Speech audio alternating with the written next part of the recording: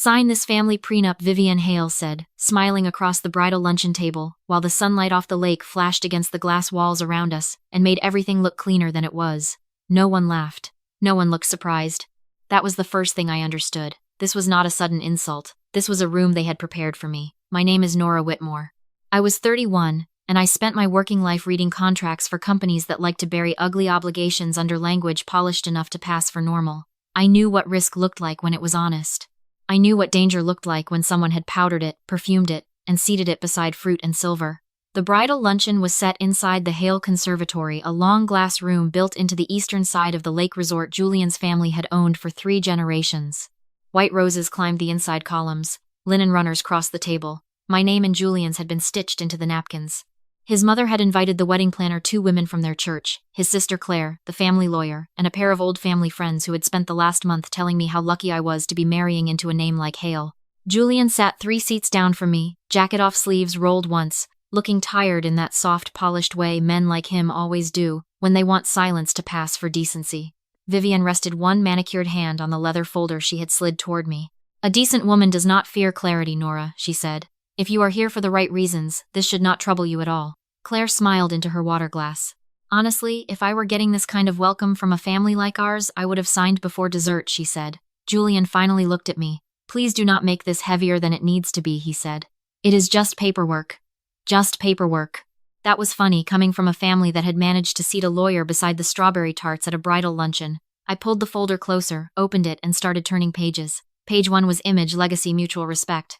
Page 2 was separate property. Page 3 was discretionary gifts, future disclosures, reasonable transparency. The lawyer kept his face calm. Vivienne kept smiling. Claire kept watching me like she already knew how this would end. Then I reached page 6. I stopped. There it was. Not the word debt. Families like the Hales never used the honest word when a cleaner lie would do. Instead, I found a paragraph about reasonable obligations associated with preserving core family assets, maintaining household standing, and supporting the continuity of central family property following marriage. There was language about proportional participation based on financial ability and mutual household benefit. There was language about family continuity and marital contribution. There was not one direct use of the word liability, but I did not need them to say debt. I could smell it. I looked up, and that was when I caught the second thing that mattered. Their lawyer did not look at me first. He looked at Vivienne, just a flick of the eyes. Just one careful little glance to the woman who had orchestrated the room. It lasted less than a second. It was still enough. Page 6 is interesting, I said. The lawyer cleared his throat. It is standard language, he said. No, I said. It is camouflage. The table went still. Vivienne tilted her head, almost indulgent. Camouflage is a dramatic word for a bridal lunch, she said. I lowered my eyes back to the page and read the paragraph out loud slowly enough that every person at that table could hear what the family had hoped I would swallow quietly.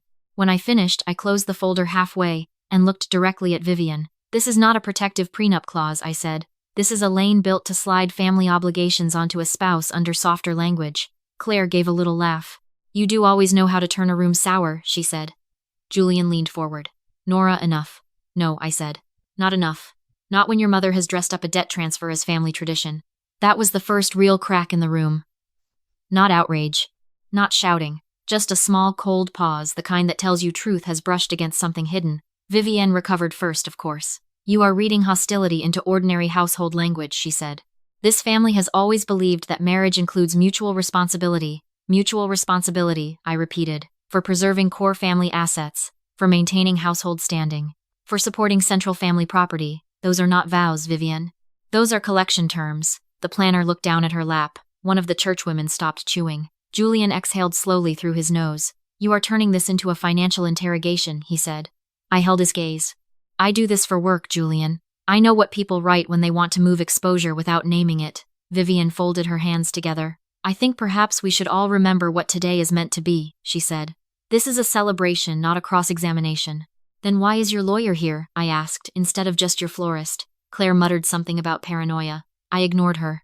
I read page 6 again, this time just the line about preserving core family assets and supporting central family property after marriage. Then I looked at the lawyer. Tell me plainly, I said. What property are you preserving? He gave me the kind of smile men in his position use when they want a woman to feel impolite for asking a precise question. The Hale family has generational holdings, he said. That is not an answer. Vivienne placed one hand flat on the table. Nora, if you cannot accept the grace this family is extending, say so now. Grace. That almost made me laugh.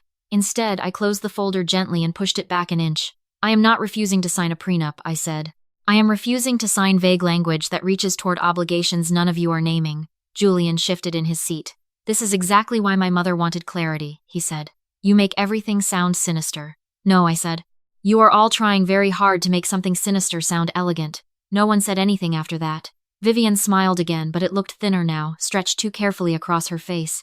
Claire reached for her glass. The lawyer stopped pretending he was comfortable. Julian looked at me the way men look at women when they realize charm is not going to drag them across the finish line. I stood. Thank you for lunch, I said.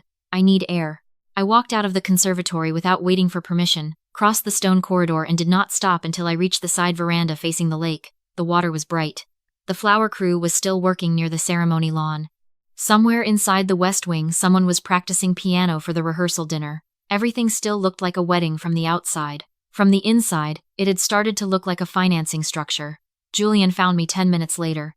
He closed the veranda door behind him and leaned against it. You embarrassed my mother, he said. I kept my eyes on the lake. No, I said. Your mother embarrassed herself. He gave a tired laugh that was meant to sound patient. You always do this, he said. You take one clause, pull it out of context, and act like you found a conspiracy. I turned then. How much is the resort carrying Julian? His face changed. Not a lot. Not loudly. Just enough. There it was. That was the third thing that mattered. He did not look offended the way an innocent man would look if his fiancée had just accused him of hiding a financial problem. He looked cornered, not shocked, not confused. Cornered. I said it again. How much? He looked away toward the lake and back.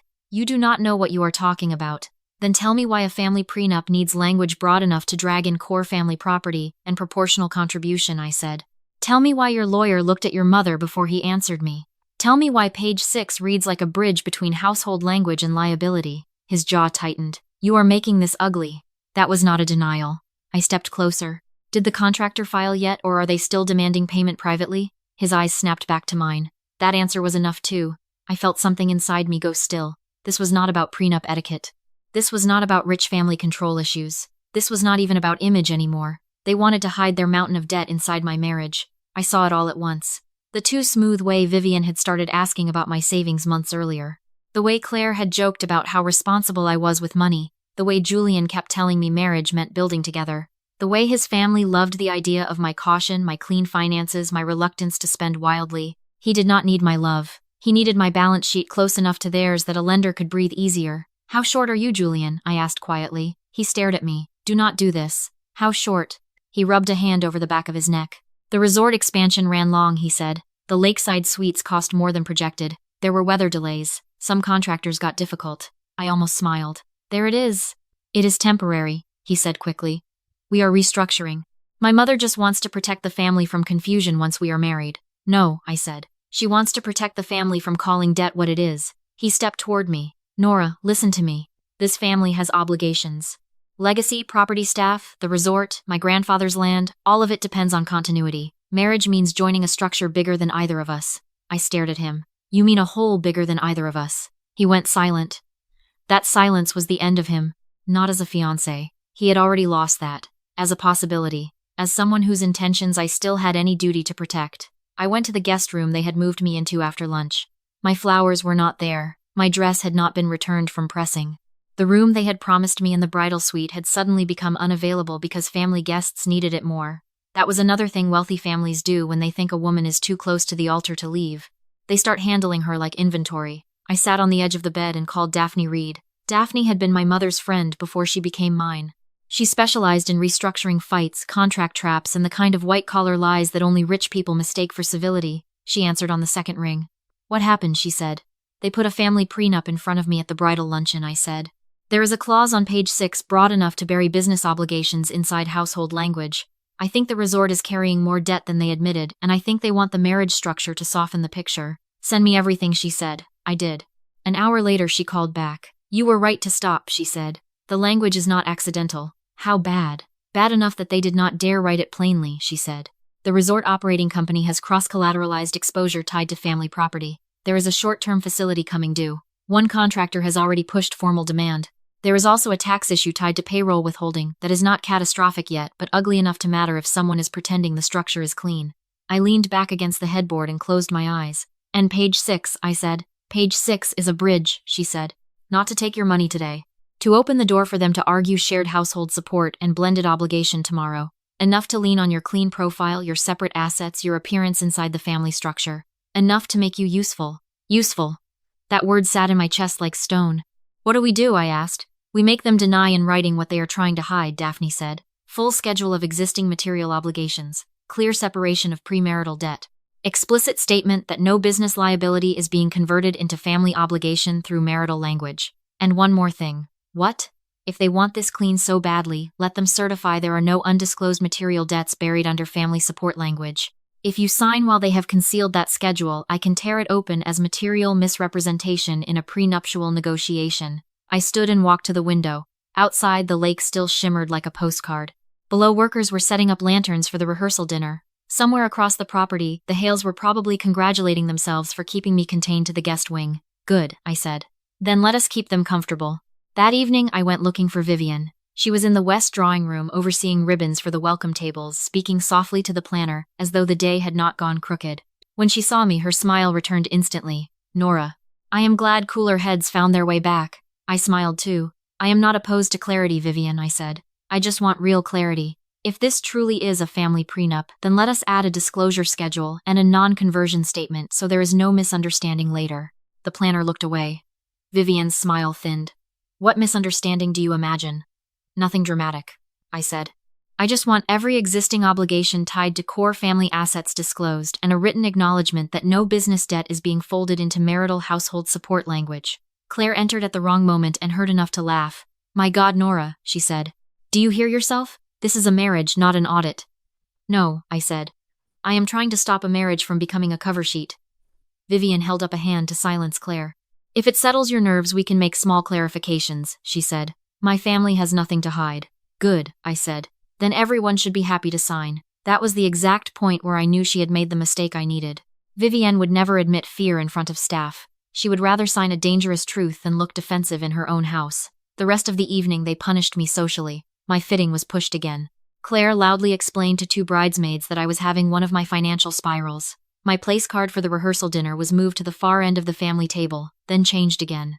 A set of heirloom earrings Vivian had promised me disappeared from the dressing plan, because as Claire put it, we did not know yet who would be representing the family with dignity tomorrow.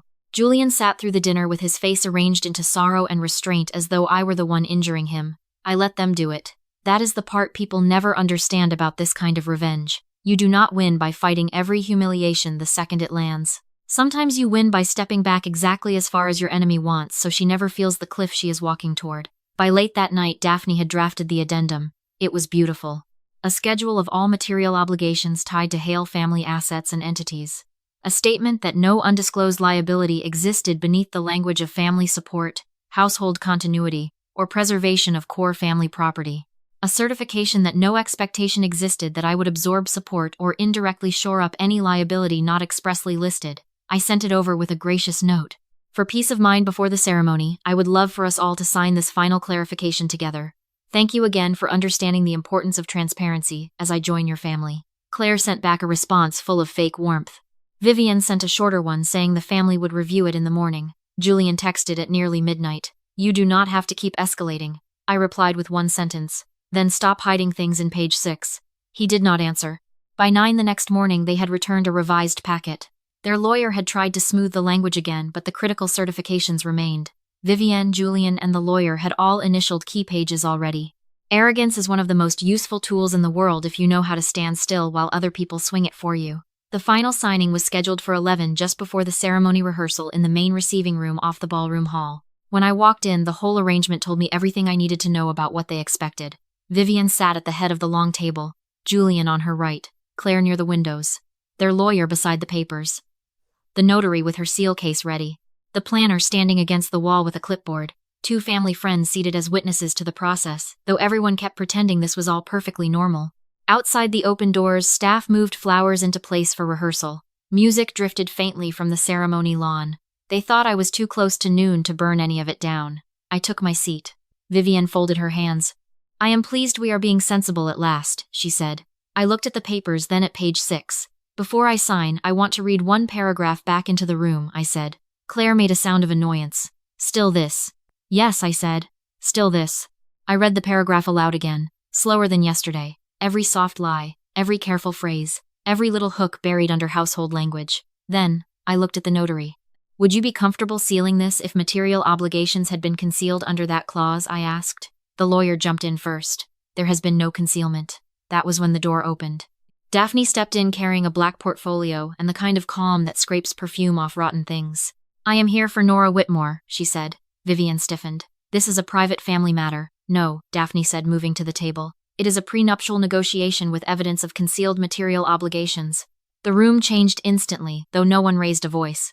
Daphne opened the portfolio and placed documents down one at a time. Short-term loan facility nearing maturity, contractor demand notice, cross-collateralization record between resort operations and family property, tax delinquency correspondence tied to payroll withholding, and finally the signed certification packet from the Hale family, stating no material obligations had been concealed under family support language. The lawyer's face lost color first. Julian went rigid. Claire stopped breathing through her smile. Vivian stayed very straight in her chair, but her eyes hardened into something almost feral. Daphne touched the papers lightly with one finger.